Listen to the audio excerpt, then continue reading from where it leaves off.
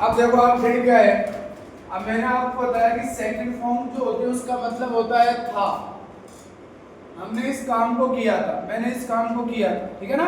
अब मैं जैसे लिखूं रोहन ने, बेटा लिखना मत, देखो आप रोहन ने इस काम को किया था, रोहन ने इस काम को किया था,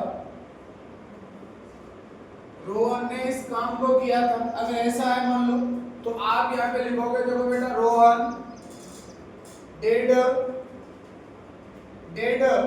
this work,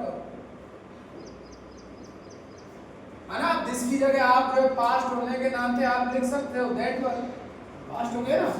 Ram did that work, Ram ने sorry Rohan did that work, Rohan ने इस काम को किया था।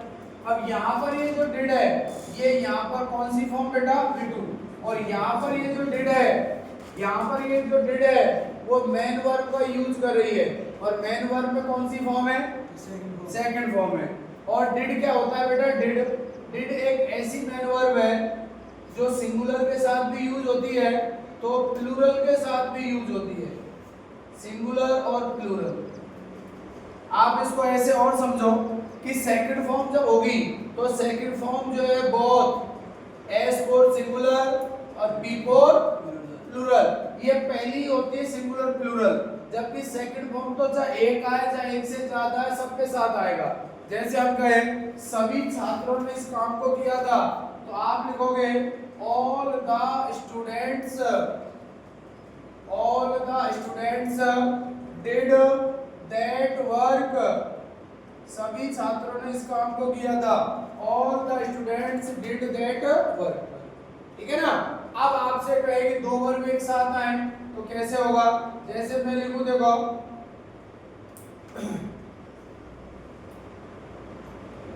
आपने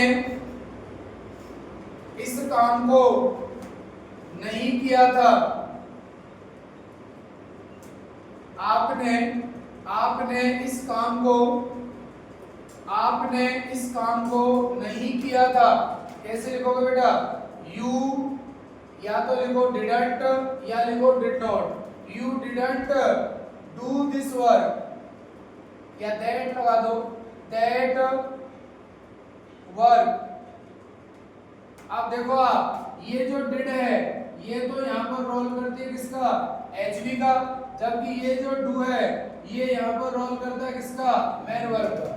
और एक बात और आप याद रखना, जब डिड मेन वर्ब के रूप में सॉरी हेल्पिंग वर्ब के रूप में आती है, डिड का यूज जब होता है एचवी के रूप में तो हमेशा इसके बाद जो वर्ब आएगी बेटा वो एफबी की फर्स्ट फॉर्म आएगी। डिड के साथ हमेशा मेन वर्ब की पहली फॉर्म आती है, तो यहाँ पर हमारे पास डिड हेल्पिंग वर्ब है तो यहाँ पर जो वर्ब आई वो वर्ब की कौन सी form I, first form I.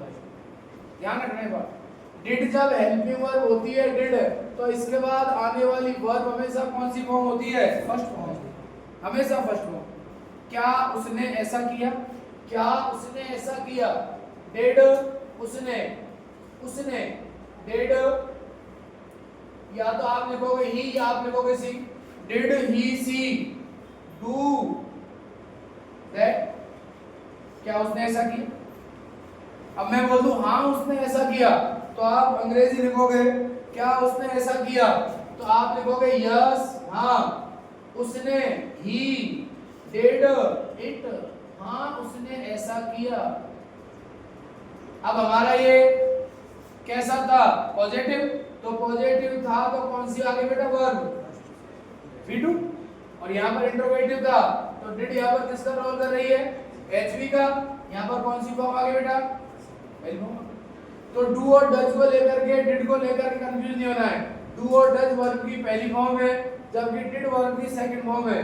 Do और डज जो है वो पास्ट इंडेफिनेट नेगेटिव की हेल्पिंग वर्ब है, सॉरी प्रेजेंट इंडेफिनेट का नेगेटिव, और जबकि डिड जो है वो पास्ट इंडेफिनेट के नेगेटिव की हेल्पिंग वर्ब है, ठीक है ना। लिखो फटाफट एग्जांपल, लिखो बेटा जल्दी से, थोड़ा सा और लिखना, इसको लिखो आप, देखो ये भी लिखना है आपको इधर से ये वाला पार्ट, अब जो छोड़ा लिखो फटाफट आप।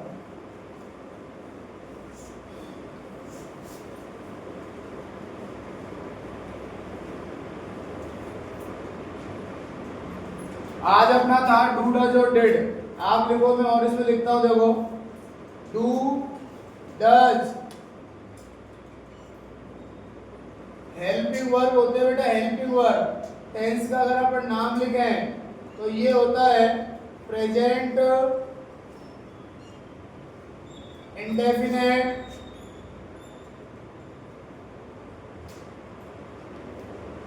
नेगेटिव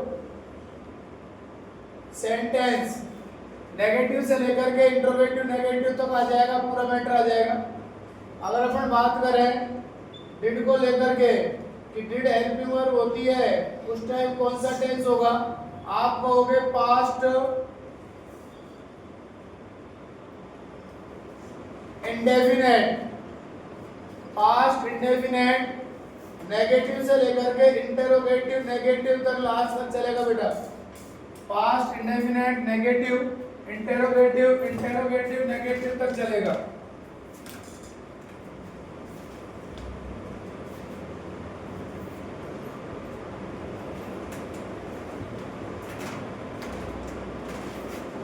अपन बात करते हैं पैटर्न की, तो पैटर्न क्या होना चाहिए?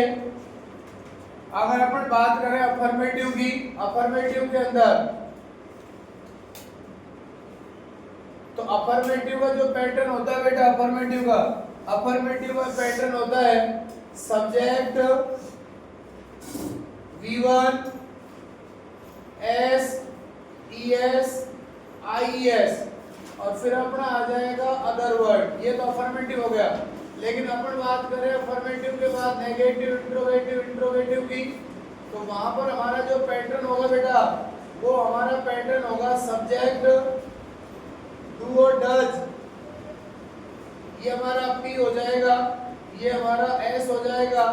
दोनों के साथ हम नॉट लगाएंगे और नॉट के बाद V1 लगाएंगे और V1 के बाद अदर वर्ड, और ये हमारा पैटर्न हो गया।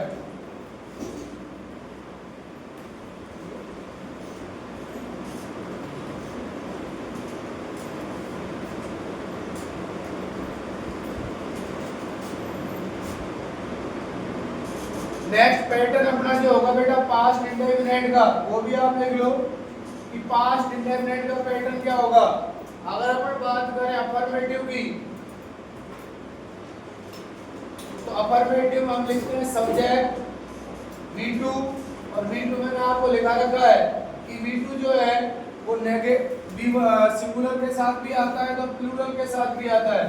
जबकि नेगेटिव इंट्रोगेटिव नेगेटिव जो अपना सेंटेंस होगा उसके अंदर हम लगाएंगे subject,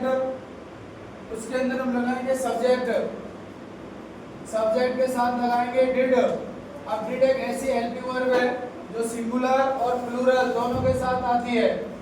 not V1 other word. Verb की सेकंड फॉर्म जो है वो सिंगुलर भी होती है प्लूरल भी होती है। लेकिन जब डिड के साथ कोई दूसरी वर्ब आती है तो डिड जो है वो कन्वर्ट हो जाती है हेल्पिंग वर्ब में, और सेकंड जो वर्ब है वो बन जाती है मेन वर्ब। और डिड के साथ हमेशा वर्ब की फर्स्ट फॉर्म आती है। डिड के साथ हमेशा वर्ब की पहली फॉर्म आती है।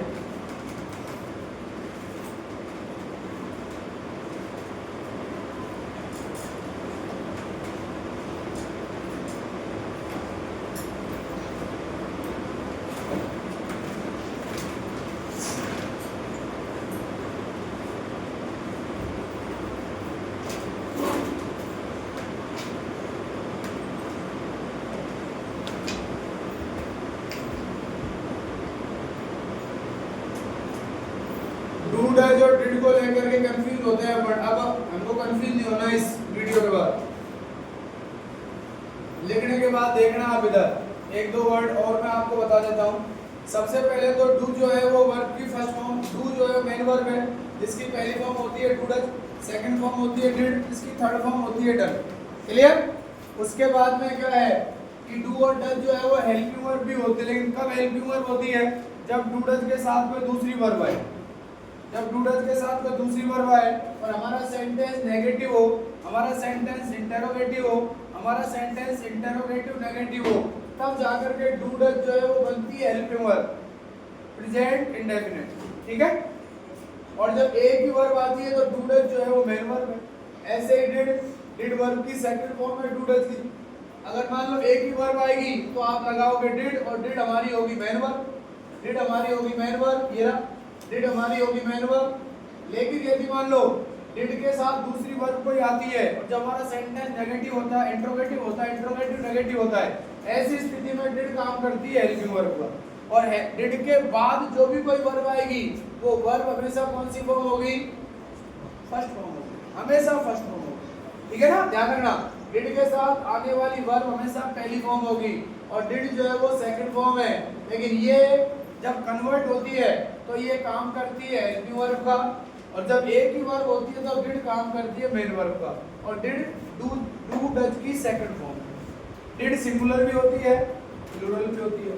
डू प्लूरल होता है, डज सिंगुलर होता है। कोई समस्या?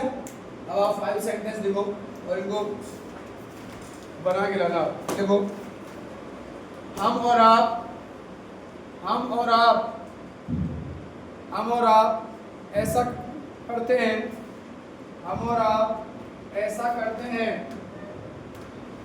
हम और आप ऐसा नहीं करते हैं, हम और आप ऐसा नहीं करते हैं, हम और आप ऐसा नहीं करते हैं। उसने ऐसा, थर्ड बेटा, उसने ऐसा कल किया था, उसने ऐसा कल किया था। देखो, जहां पर है आए वहां पर डू डज, जहां पर था है वहां पर डिड। उसने ऐसा कल किया था,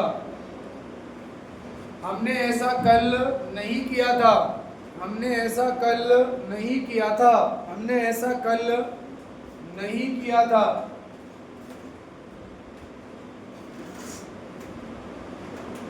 ठीक है, मेरे दोस्तों ने, मेरे दोस्तों ने, मेरे दोस्तों ने रविवार को ऐसा किया था, मेरे दोस्तों ने रविवार को ऐसा किया था। एक और लिख लो लास्ट, हम ऐसा नहीं करते हैं, हम ऐसा नहीं करते हैं, हम ऐसा नहीं करते हैं।